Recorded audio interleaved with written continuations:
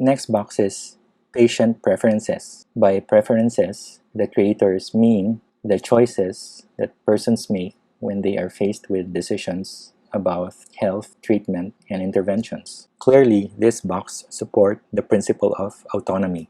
The authors state we should all respect one another, especially if we're care providers taking care of a person in need.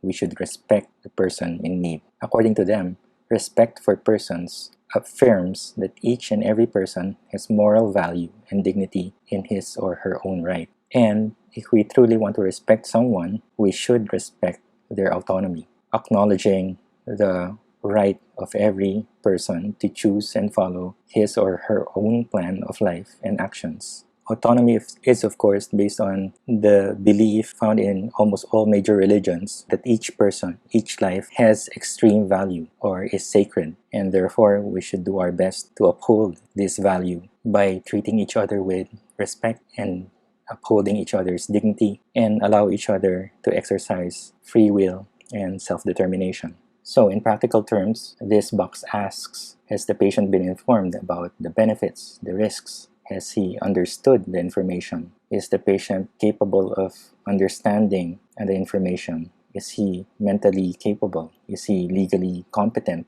Has he already expressed what he wants? Is it recorded somewhere? Is it found in an advance directive or a list of care preferences? If incapacitated, has the patient expressed something prior to that? Who is the appropriate surrogate who can make decisions for him? Who is capable of telling us what he wants? Who knows him well? Who knows his values?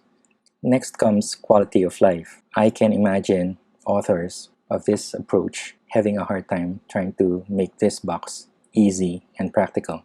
The biggest problem is trying to define what quality of life is. It's hard enough to define life. Now we have to define quality of life. Of course, they have to define it somehow, and the definition is satisfaction with life and sense of worth and value about their lives as a whole. So meaning, as the person looks at their life in whatever way they define it, are they satisfied? Are they happy? Do they think it's worth the intervention or the proposed action or behavior? Do they feel that it's still valuable enough? So in this box, we ask, what are the prospects? What will happen to the person's quality of life with or without the treatment?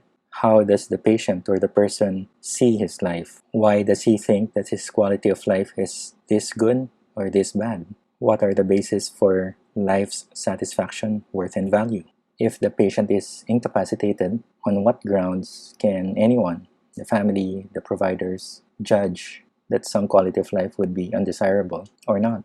Certainly, the family, the providers, or anyone discussing or making decisions about the incapacitated person's quality of life should agree on what the ground rules are. How would they define quality of life? How would they assess quality of life?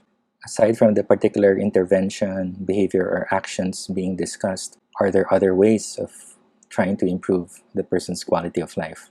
Now, if we're dealing with a terminal case or a problem that would probably end in death, this would be something within the backyard of hospice care providers, physicians, nurses, social workers, and such. Interestingly, the authors acknowledge that there are possible biases which may come into play when we talk about quality of life. That again is the problem with this box. Quality of life is very personal and very subjective. We all know it's very important, and any kind of ethical decision-making approach looks somewhat lacking without it. It's hard to deal with, but we have to deal with it, and it has to be in the approach. The last topic or box or cell in the table is another very difficult box. It's difficult because it contains so many stuff. A good understanding and analysis of the ethical question will need to consider several factors: institutional factors, legal factors, financial, religious, familial, professional, cultural, and other factors. These are the factors that influence and constrain choices, decisions, solutions. Some of us would actually say, well, the other three boxes are also context. The entire thing, the four boxes, gives us the context. And in a way, that's actually true. So what happened? I think it's easy to understand just by looking at the creators of the approach. The creators are medical providers. And in many parts of the book, they actually say clinical ethics focuses on the three boxes: medical indication, patient preferences, and quality of life. And as far as they're concerned, the factors in the fourth box constrain or limit the decisions and the choices. Now, I'm pretty sure not all of us will agree with this. Certainly, the medical and the nursing providers or those working in medical settings would agree with the idea. Those with a more holistic psychosocial approach or view will probably say that the fourth box is just as important or maybe even more important sometimes than the other three boxes.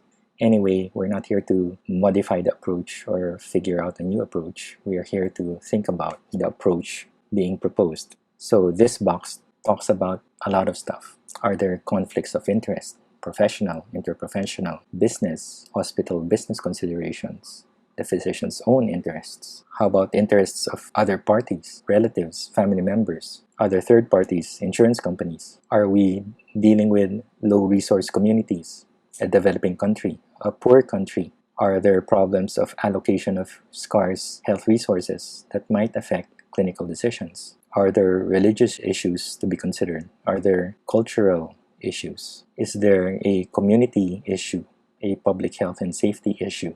And many, many more. Clearly, it's very, very difficult to put all possible relevant factors inside this fourth box. I know after hearing all these factors, many care providers will express disagreement with this approach. The pastoral or spiritual care provider would say, how come it's just limited to one number inside one box? Certainly, religious and spiritual issues might be the most important factor in certain situations.